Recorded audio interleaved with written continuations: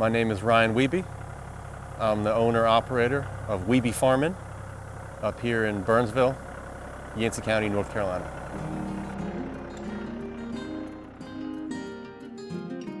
We grow about 2 acres of green cabbage.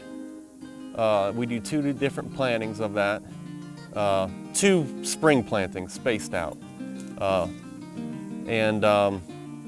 We usually put out about 20,000 plants on 2 acres. And that stretches our harvest season for cabbage over about, I would say, about 5-6 weeks. We usually grow a big variety of winter squash. We'll grow butternut, spaghetti, acorn, sweet dumpling, delicata, kabocha, orange kabocha, green kabocha. We have a big variety. We'll grow heavy on one crop one year, and then the next year we might just do an acre of that. I grow all of our own transplants in this greenhouse that we have here. We start seeding them in March. We set out in the field, I would say April into June. We transplant the plants through the plastic with the water wheel transplanter. This farm got started about 10 years ago. We started out just having a little home garden, and got linked up through Extension, through the plasticulture program, and I was fortunate enough to have the land to plow and a tractor to plow. Actually grew up in Florida, which there is a lot of farming down there, but not in my particular area. I moved up here and just, I guess it was in my blood, or I got the farming bug. I don't know really what to call it, but as soon as I started growing crops and getting the plow in the ground, it was just something that I just couldn't get away from me. Just kept going and going. It started out as a small field, and when I got a hold, at the end of the season, I kind of realized, I can grow a little bit more next year. I can grow a little bit more and a little bit more. And that's what I did. It just went from a quarter acre maybe to an acre, then an acre and a half, and 2 acres, 3 acres. We maxed out our lower field at 4 acres, which I never thought that I would be able to do. And then I started scrambling around looking for new ground, and had this mountain kind of bowl saddle pasture up here, and I plowed that up last week. I used a little piece of that last year to grow potatoes on, so that added another 2 acres to the farm of plowable ground, and so we're up to about 6 acres. This is March. This is the off season, kind of. It's getting close, but there's, my fields are cover cropped. I got into one field that I plowed. Unfortunately, we can't get any footage of the great stuff we grow down here right now, but this is the time to relax, because we're gonna be rocking and rolling down here pretty soon. Back in the beginning, before this was even a farm, before I farmed here or even had a farm name, I went by Extension office, because I heard that's where you go if you want to accomplish something in agriculture. And I met Claude Deaton. Great guy, great friend, great mentor, and he really set me off on the right track to start farming. I went to him and I said, Claude, this is what I have in mind. And he was right on it, right with me. He was, telling me what I need to get. Here's the plastic, here's the machine, bringing it down. He was even on my tractor helping me out, do some tilling and plowing, and when I was at my work or something. He had the idea of, yes, you can. Of course you can. And that really gave me the strength and the determination to actually really try it and do it. And, I loved it, and I still do, and it's great. The challenges that we have out here, last year we had and the year before, mainly last year, it was a lot of rain. And a lot of the crops got drowned by the roots, too wet of a soil.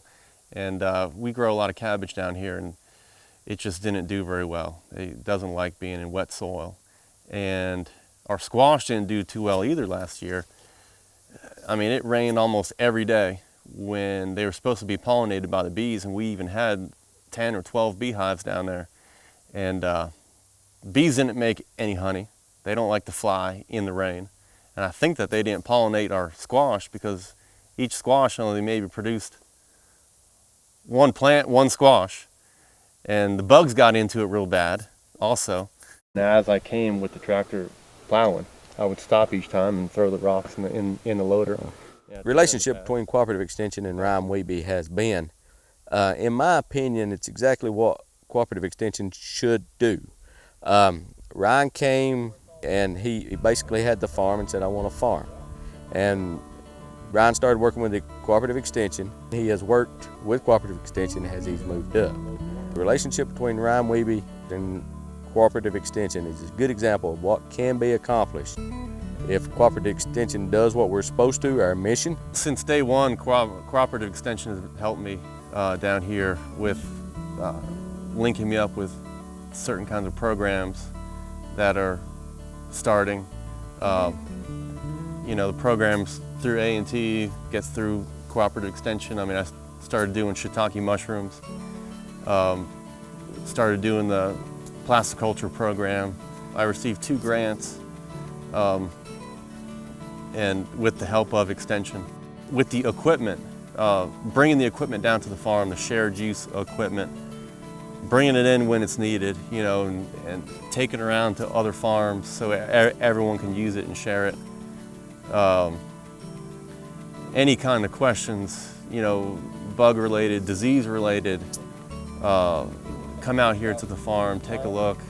The resources from Cooperative Extension is amazing.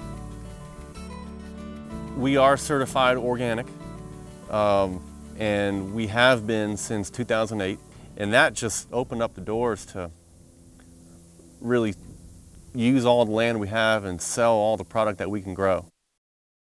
We have a number of growers in the area that are growing using organic methods, but no one had actually taken the step to go through the process to get certified through the USDA.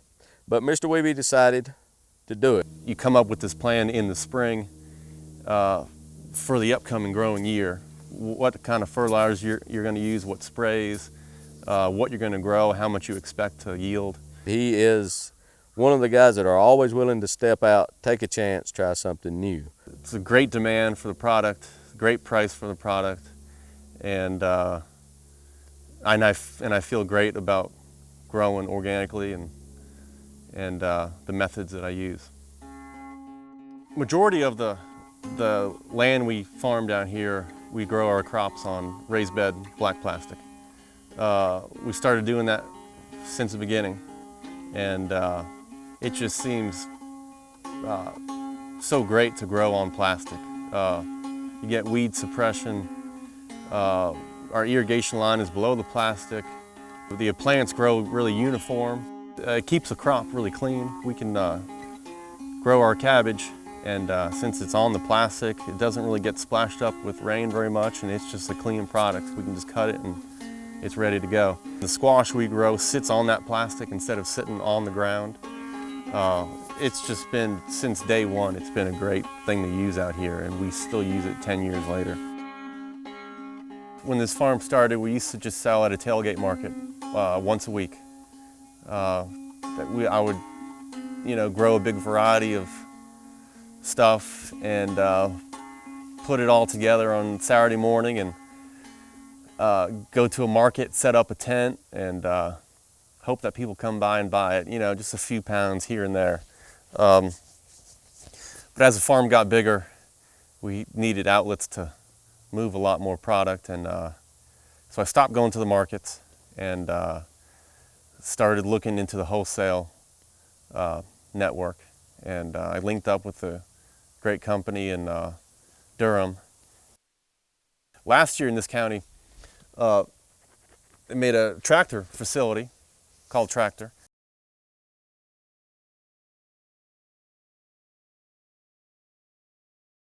And I'm able to wholesale a lot of product right here in the county and from the county, and actually going to Ingles groceries. I'm just dealing with a lot of product, and I don't have time to kind of, go door to door or sit on the roadside any longer. So I like to stick to the wholesale level and grow it and ship it out and get it in people's bellies.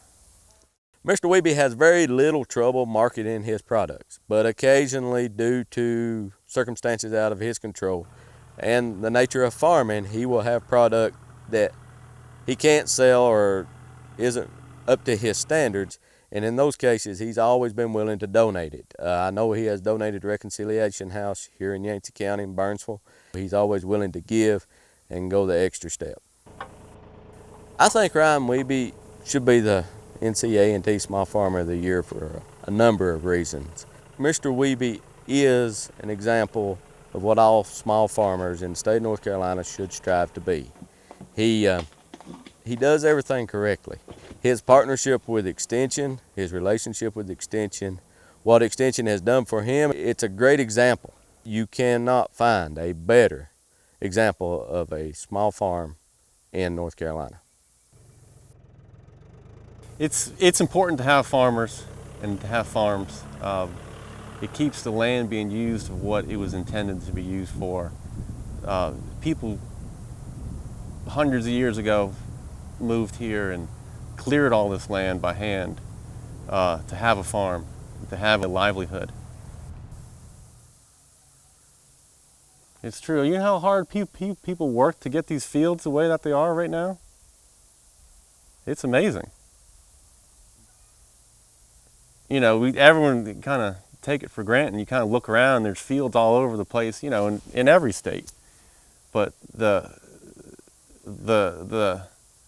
manpower it took to do all that, and the drive and the determination is, it's overlooked, I think, in a lot of areas. But, if you could really see what people went through, I'm lucky I got ground sod grass I can just plow up.